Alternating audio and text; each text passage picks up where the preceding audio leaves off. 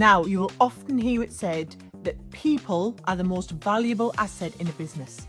And I can tell you, I wholeheartedly agree. Because you can have all the fancy marketing, a lovely website, great shop with fantastic products. But if the people in the business are no good, then ultimately it is not going to be the success that it could be. Now, when it comes to hiring staff, I am a great believer in recruiting for attitude, not skills. And this is something I talk about in my book, The 6-Minute Entrepreneur, right? Now, in really simple terms, if you get the right person with the right attitude, they can develop the skills that you need. But taking this approach does mean that you need to be prepared to invest in your people. You need to develop their skills and support them through the process. So if, like me, that you think that hiring for attitude is the way to go, today's tips are going to help you to develop those people to achieve their full potential. So let's get started. Tip number 1, create a development plan. So I want you to think of this like a roadmap. Nobody likes going on a journey if they don't know where they're going, or at least not many people do, right? The first thing that you need to do is describe where you see that member of staff ending up, what you see as their end goal. So you might want to come up with a short, a medium, some long-term goals so that they can see the bigger picture, but also have some achievable milestones to work towards. Whatever you do, you need that destination and you need them to buy into to getting there as it was. Now, once the destination's clear and agreed, you can then work on a plan that moves you towards that goal, right? Now, tip number 2, provide opportunities to learn. Now, it sounds obvious, but if you want people to learn, you've got to give them the opportunity to learn. So learning can take loads of forms. So formal learning, things like e-learning, professional qualifications, but don't underestimate informal learning. That's where people grow the most. So like job shadowing, mentoring, picking things up in the job. I love the phrase, every day is a school day, because I honestly believe that you can learn something new every single day. Now, tip number 3, have regular check-ins, right? Developing people is not about launch and abandon. If you do that, you'll almost certainly fail. And the chances are you'll only find out when it's too late. So to keep everything on track, you need to build a support network around that person. Now, that network should provide a platform for feedback, both positive and developmental.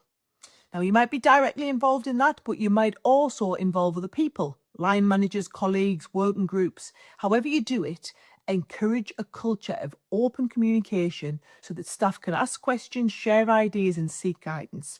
Now, an extra point here, you'll be amazed at how shorter, more frequent check-ins often work better than longer formal ones.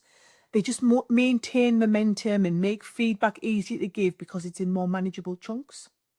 Now, tip 4, empower your staff. Now, this one's tough for the control freaks out there. I'll admit it, in the early days of running my business, I found this really hard, especially when I didn't think a member of staff was the finished article. But as any parent will know, sometimes you need to let the kids challenge themselves even if they risk failing. Now, if you've ever watched a toddler learn to walk, you'll know that they have to fall a few times. Without those hiccups, they'd never get up and running. It's the same in business. So give your staff the power to make decisions. Let them take on projects and responsibilities that stretch and test their skills. Don't expect perfection. Explain to them it's all part of the learning process, whatever the outcome is. And yes, I know all of the control freaks out there are totally freaking out at this one, but trust me, you need to develop the skill of letting people develop, or you're going to end up limiting your own potential. Because the truth is, you can't always be everywhere at once and do everything for everybody there. Now, tip 5, big one here, lead by example. If you want your staff to develop and grow, you've got to walk the talk yourself. Be open to learning and be a great role model for them. Over the years, I've spent hundreds of hours learning new skills, being coached, talking to mentors, seeking out information. And I still know that I've got tons to learn, and I wake up every day hungry to learn something new. Whether it's about business, crafting, parenting, fitness, fashion, I mean, the list's endless. Every day is a school day. As a leader and an entrepreneur, I almost take this behavior for granted because it feels like part of my DNA. But I sometimes need to remind myself that if I want other people to take on their own development journeys, I need to show them that I'm on one as well.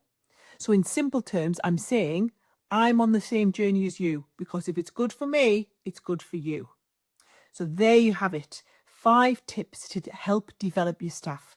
Now, as I said at the start, recruiting for attitude, not skills, does require a different type of investment. Often that's one that's more focused on time than money. But I would much rather go for someone with the right attitude and the potential to grow than an oven-ready skills solution without having the right mindset, right? Now, not only is this approach often more cost-effective, it's also really rewarding because you get to see people grow and achieve their full potential. Thanks for watching. Hope you found it useful. See you next Thursday.